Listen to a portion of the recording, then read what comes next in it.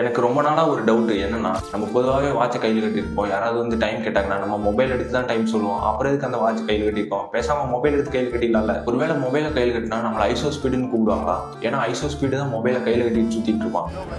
No, wait, this is like super good.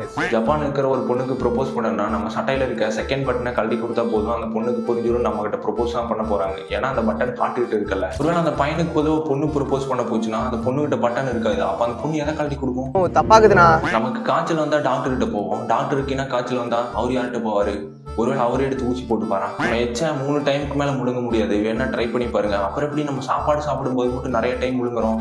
நம்ம நிறைய தாவரத்தை சாப்பிட்டுருப்போம். இது விஷம் இல்லைன்னு நமக்கு தெரியும். ஆனா இது ஃபர்ஸ்ட் கண்டுபிடிச்சனுக்கு இதெல்லாம் எப்படி தெரியும்? ஒருவேளை அவன் நல்ல தாவரத்தை சாப்பிட்டுருந்தா பரவாயில்ல, ஒருவேளை விஷம் இருக்க தாவரத்தை சாப்பிட்டுருந்தா அவன் செத்துருப்பான்.